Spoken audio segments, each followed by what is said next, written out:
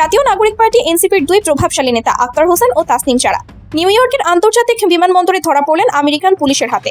আক্তার হোসেনের new York যাত্রার পর থেকে যে ঘটনাগুলো ঘটছে খুবই এক্সট্রিম লেভেল কিন্তু সামনে আসতে যাচ্ছে। বৈষম্য বিরোধী ছাত্রদের উপর ছাত্রলীগের আজকে সশস্ত্র হামলার ঘটনা ঘটেছে। এখন এবার শোনা যাচ্ছে যে আক্তার হোসেনের নামে মামলা হতে চলেছে। শুধু মামলা না, আমেরিকান গভর্নমেন্টের কাছে আনুষ্ঠানিকভাবে আক্তারের বিরুদ্ধে অভিযোগ দেয়া হচ্ছে। আওয়ামী লীগের তরফ থেকে আমেরিকার গভর্নমেন্টের কাছে, ভিসা দপ্তরের কাছে ব্ল্যাকলিস্টেড হয়ে যেতে পারেন এবং তার উপরে স্যাংশন দেওয়া হতে পারে। বাংলাদেশে পট পরিবর্তন নভেম্বর ডিসেম্বরের মধ্যে হবে, এটা মোটামুটি নিশ্চিত। তোমরা খুব ভালোভাবে জানো। হাসনাত আব্দুল্লাহ এবং সার্জিস আলম, তোমাদেরকে পরামর্শ দিচ্ছি, জলদি কথা বলো, দ্রুত ভিসার বন্দোবস্ত করো, চলে যাও। অন্যথায় যদি পট পরিবর্তন হয়, যদি গণেশ উল্টে যায়, সেক্ষেত্রে বাংলাদেশের মানুষ তোমাদেরকে স্রেফ কি করবে জানো? রাস্তায় ফালানোর সুযোগ পাবে না, টান দিয়ে ছিঁড়ে ফেলবে। দর্শক, নতুন একটা নিউজে আপনাকে স্বাগতম। প্রিয় দর্শক, বাংলাদেশের যে বর্তমান রাজনৈতিক প্রেক্ষাপট এবং যে পরিস্থিতির সৃষ্টি হয়েছে তারই আলোকে আপনাদের সামনে বেশ কয়েকটা গুরুত্বপূর্ণ ভিডিও নিয়ে হাজির হয়েছি, যার কিছুটা অংশ বিশেষ ইতিমধ্যেই ভিডিওর শুরুতেই দেখেছেন। তো দর্শক, ভিডিওর শুরুটা দেখেই কিন্তু বুঝতে পেরেছেন যে আজকে নিউজটা ঠিক কতটা গুরুত্বপূর্ণ এবং ঠিক কোন বিষয়টাকে ইঙ্গিত করছে। তাই বলবো, যারা ভিডিওটি অন করেছেন না টেনে সম্পূর্ণ নিউজটি মনোযোগ সহকারে দেখতে থাকুন, তাহলে আজকের মূল বিষয়টা বুঝতে পারবেন। তো দর্শক, বেশি দেরি না করে চলুন দেখে আসবো আজকে সেই কাঙ্ক্ষিত ভিডিওগুলো। তবে তার আগে বলবো, যারা এখনো চ্যানেলটি সাবস্ক্রাইব করেননি অবশ্যই চ্যানেলটি সাবস্ক্রাইব করে পাশে থাকা বেল আইকনটি ক্লিক করে দিন। আর যারা ইতিমধ্যেই চ্যানেলটি সাবস্ক্রাইব করে রেখেছেন তাদেরকে অসংখ্য ধন্যবাদ। তো চলুন দর্শক, ভিডিওটিতে একটি লাইক দিয়ে আমরা ধারাবাহিকভাবে সবগুলো ভিডিওর আলোচনা দেখে আসি। আক্তার হোসেনের নিউ ইয়র্ক যাত্রার পর থেকে যে ঘটনাগুলো ঘটছে খুবই এক্সট্রিম লেভেল কিন্তু সামনে আসতে যাচ্ছে। বৈষম্য বিরোধী ছাত্রদের উপর ছাত্রলীগের আজকে সশস্ত্র হামলার ঘটনা ঘটেছে। আজকে যে ঘটনা ঘটেছে আমি সেটারও তীব্র নিন্দা জানাই। এমনকি ছাত্রলীগের নেতাকর্মীদের বলবো যে আপনারা সংযত হন। এই ওয়েতে আপনারা কখনোই আপনাদের যে হারানো জায়গা সেটা ফিরে পাবেন না। নির্দিষ্ট একটা সমর্থক শ্রেণী থাকতে পারে, কিন্তু জনগণের কাছে আপনাদের এই টাইপের অ্যাক্টিভিটিসগুলো বন্ধ করতে হবে। যে না, ছাত্রলীগ বদলাইছে অথবা আওয়ামী লীগ বদলাইছে অথবা যুবলীগ বদলাইছে। আর বৈষম্য বিরোধী নেতাদেরও বলি, যেখানে আওয়ামী লীগ পাও সেখানে মাইর। ভাই, এই লেভেলে গেলে আপনার মাথায় রাখতে হবে মাইর কিন্তু আপনার জন্য অপেক্ষা করতেছে। এমন না যে সরকার পরিবর্তন হবে। এই যে আজকে যে ঘটনা ঘটছে, সরকার তো আপনারাই মাইর খাইছেন না, এটা মাথায় রাখতে হবে। এই দেশের অলিতে গলিতে আওয়ামী লীগ আছে, হাইডে আছে, কিন্তু আপনি যদি বেশি গুতান তারাও ভাইসা উঠবে, পরে আপনাদের পক্ষে কথা বলার সুযোগ থাকবে না। কথা বলছি কোন জায়গায়? রাজধানীর উত্তরায় বৈষম্য বিরোধী ছাত্রদের উপর ছাত্রলীগের আজকে সশস্ত্র হামলার ঘটনা ঘটেছে। আর এতে 6 জন গুরুতর আহত হয়ে হাসপাতালে চিকিৎসা নিচ্ছে। আপনার রাত 11টার দিকে, গতকালকে রাত 11টার দিকে 18 নম্বর সেক্টরের কেন্দ্রীয় খেলার মাঠ সংলগ্ন সড়কে এই ঘটনাটি ঘটেছে।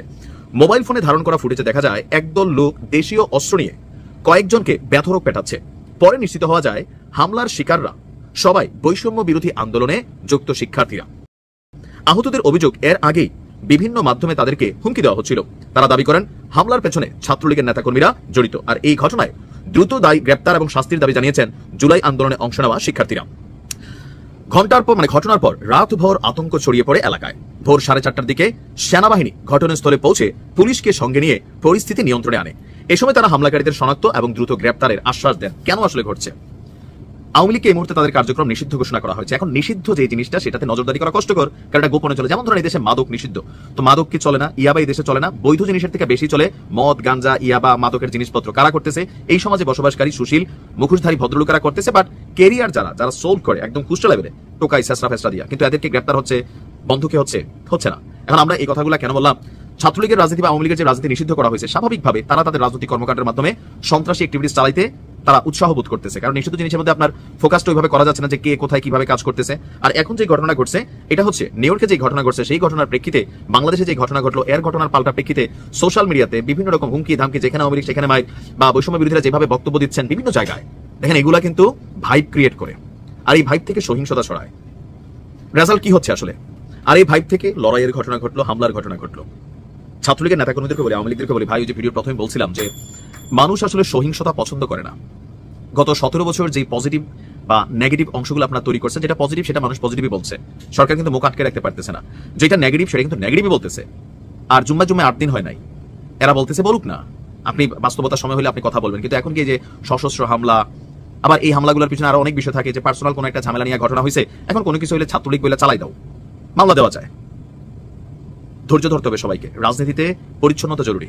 এবার শোনা যাচ্ছে যে আক্তার হোসেনের নামেই মামলা হতে চলেছে। শুধু মামলা না, আমেরিকান গভর্নমেন্টের কাছে আনুষ্ঠানিকভাবে আক্তারের বিরুদ্ধে অভিযোগ দেয়া হচ্ছে। আওয়ামী লীগের তরফ থেকে এমন তথ্য বিভিন্নভাবে ইউটিউবের বিভিন্ন চ্যানেল থেকে ঘোষণা করা হচ্ছে এবং দু একদিনের মধ্যেই সেই ঘটনাটা ঘটবে। আওয়ামী লীগের আমেরিকা প্রবাসী আইনজীবী যারা রয়েছেন তারা আইনি দিক নিয়ে কাজ করছেন, তারা প্রিপারেশন নিচ্ছেন এবং এই অভিযোগ এবং মামলা তারা করবেন। কিসের ভিত্তিতে মামলা করবেন, কি অপরাধ আক্তারের? অপরাধটা অপরাধ মানে হচ্ছে যে তাদের কাছে অপরাধ না, আমেরিকার গভর্নমেন্ট এটাকে অপরাধ হিসেবে নেবে, এটাই হচ্ছে তাদের ভাষ্য এবং আমেরিকার আইন নাকি সেটাই বলছে। আক্তার হোসেন আমেরিকায় গিয়েছেন ট্যুরিস্ট ভিসায়, অর্থাৎ ভিজিট ভিসায় তিনি আমেরিকায় গিয়েছেন এবং আমেরিকায় গিয়ে যেটা করেছেন সেটা হচ্ছে যে তিনি মিছিল করেছেন, স্লোগান দিয়েছেন, সেটা রাজনৈতিক কর্মকাণ্ড। ট্যুরিস্ট ভিসায় কেউ গিয়ে, অর্থাৎ ভিজিট ভিসায় কেউ গিয়ে আমেরিকায় কোনো ধরনের কোনো রাজনৈতিক কর্মকাণ্ড করতে পারেন না, মিছিল করতে পারেন না, স্লোগান দিতে পারেন না, এটা আমেরিকার আইনের সরাসরি ব্যত্যয়। অর্থাৎ তিনি B1 B2 ভিসাতে গিয়েছেন, সেই ভিসায় এই ধরনের কর্মকাণ্ড সম্পূর্ণ নিষিদ্ধ। সুতরাং তিনি ভিসা আইন লঙ্ঘন করেছেন। ভিসা আইন লঙ্ঘন করলে কি হয় সেটা খুব স্পষ্ট। ভিসা আইন লঙ্ঘন করলে তিনি আমেরিকার গভর্নমেন্টের কাছে, ভিসা দপ্তরের কাছে ব্ল্যাকলিস্টেড হয়ে যেতে পারেন এবং তার উপরে স্যাংশন দেয়া হতে পারে। তার উপরে যদি স্যাংশন দেওয়া হয় তাহলে ভবিষ্যতে তার আর আমেরিকা সফর করা হবে না। এই ধরনের ভয়াবহ পরিস্থিতির মুখে পড়তে চলেছেন আক্তার হোসেন, সেরকমটাই শোনা যাচ্ছে। এই মানে তার উপরে যেন স্যাংশন দেয়া হয়, আমেরিকা সরকার যেন তার উপরে স্যাংশন দেয়, সেই ব্যাপারটা যেন নিশ্চিত হয়, সেই কর্মকাণ্ড আওয়ামী লীগের লোকজন করার প্রিপারেশন নিচ্ছে এবং দু একদিনের মধ্যে এই ঘটনাটা ঘটবে, অর্থাৎ অভিযোগ দেওয়ার ঘটনাটা ঘটবে। এরপরে আমেরিকান গভর্নমেন্ট তদন্ত করে দেখবেন যে অভিযোগটা সত্য নাকি মিথ্যা। আর সব মিলিয়ে আমার মনে হচ্ছে যে ব্যাপারটা আক্তার হোসেনের জন্য খুব একটা সুখকর ব্যাপার হলো না। এখন কোথায় তিনি মিছিল করলেন, কোথায় স্লোগান দিলেন, আমরা ভিডিওতে দেখেছি। আমেরিকার মানে বেশ জনপ্রিয় হয়ে ওঠা যে পত্রিকা ঠিকানা, খালেদ মহিউদ্দিন যে পত্রিকাতে এখন কাজ করেন, তার টকশোটা এই মুহূর্তে বেশ জনপ্রিয়। সেই ঠিকানার ক্যামেরাতেই আমরা লাইভ দেখেছি যে আক্তার হোসেন সেখানে তিনি যে হোটেলে উঠেছেন সেই হোটেলের সামনে দলবল নিয়ে স্লোগান দিচ্ছেন, মিছিল করছেন এবং মানে বেশ উত্তেজনা ছড়াচ্ছেন সেই স্লোগানের মাধ্যমে। ঠিকানা সেই সময় লাইভ করেছিল, ঠিকানার লাইভে সেটা দেখা গিয়েছে। অন্যান্যরা তো ব্যক্তিগতভাবে অনেকেই করেছেন এবং ভিডিওগুলো সামাজিক যোগাযোগ মাধ্যমে পাওয়া যায়। সুতরাং তিনি যে মিছিল করেছেন, তিনি যে স্লোগান দিয়েছেন, এটা সত্য। এখন এটা আমেরিকার ভিসা আইনের লঙ্ঘন সরাসরি হলো কিনা সেটাই এখন দেখার বিষয়। দর্শক, আপনার কি মনে হয় শেষ পর্যন্ত কি হতে চলেছে? আক্তার হোসেন কি আমেরিকার স্যাংশন খেতে চলেছেন, নাকি এনসিপি নেতারা কিংবা বৈষম্য বিরোধী আন্দোলনের স্টেক হোল্ডাররা আমেরিকার প্রশাসনের সুনজরে আছেন, এই ব্যাপারটা প্রতিষ্ঠিত হবে, স্যাংশন জাতীয় কোনো ধরনের কোনো কর্মকাণ্ড? ডক্টর মোহাম্মদ ইউনূসকে নিয়ে যাদের ভীষণ প্রত্যাশা ছিল এবং প্রত্যাশাটা এমনভাবে ছিল যাতে বাংলাদেশের আর ভবিষ্যতে কাউকে দরকার হবে না এমন কিছু তিনি উপহার দেবেন, তারা এখন কি ভাবছেন? সাম্প্রতিক একটি বিষয় নিয়ে আপনাদের সঙ্গে মত বিনিময় করতে চাচ্ছি। আশা করি যে যেখানে আছেন ভালো থাকবেন। শেখ হাসিনা সহ পূর্ববর্তী সরকার প্রধানদের বিদেশ সফর নিয়ে এক পক্ষ অন্য পক্ষের বিরুদ্ধে ব্যাপক সমালোচনা করতেন, এত বড় বহর নিয়ে যাচ্ছে ইত্যাদি ইত্যাদি। ডক্টর ইউনূস একটা বিদেশ সফরে তার সফর সঙ্গী মাত্র 7 জন। বাংলাদেশের প্রিন্টিং এবং ইলেকট্রনিক মিডিয়া সহ অনলাইন মিডিয়ায়, টেলিভিশনের টকশোতে একেবারে ফাটাফাটি অবস্থা, বলে দেখুন কোন মহান ব্যক্তি আসছে, বিশ্বমাঠের খেলোয়াড়। এই মহান ব্যক্তি না আসলে আমরা দেখাতে পারতাম এই দৃষ্টান্ত যে মাত্র 7 জন নিয়ে তিনি বিদেশ সফরে যান। এভাবে প্রশংসায় পঞ্চমুখ হয়ে যারা কথা বলেছিলেন তারা ডক্টর মোহাম্মদ ইউনূসের সাম্প্রতিক নিউ ইয়র্ক সফরকে কিভাবে দেখছেন?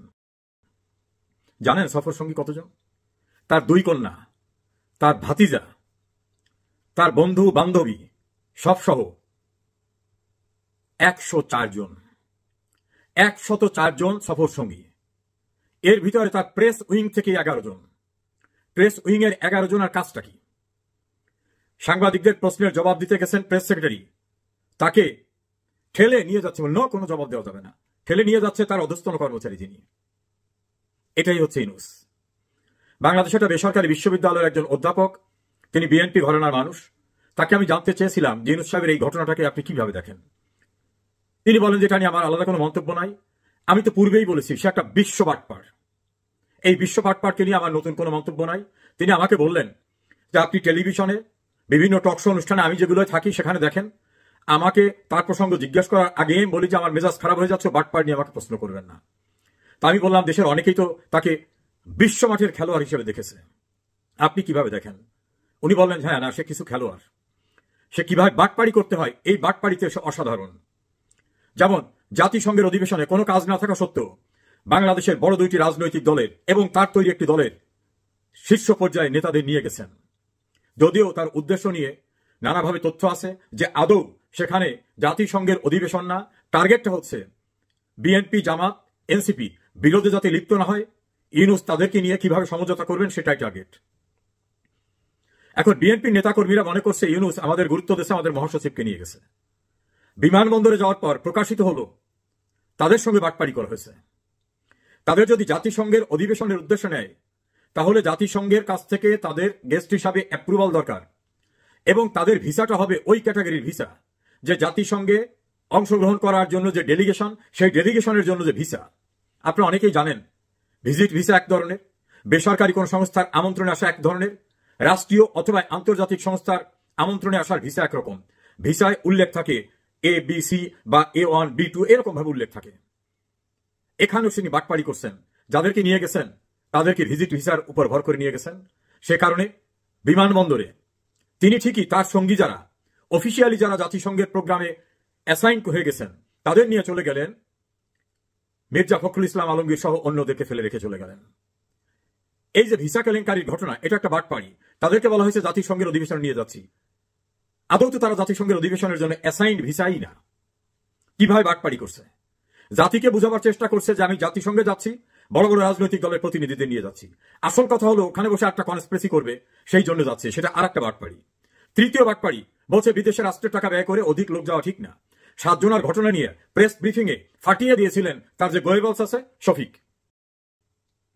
গতবার ওই 7 জনের ভিতরে তার ভাতিজা ছিল, তার মেয়ে ছিল, আর এবারে 104 জনের ভিতরে তার 2 মেয়ে, তার ভাতিজা, তার বান্ধবী সহ আশেপাশে যা আছে সব নিয়ে গেছে।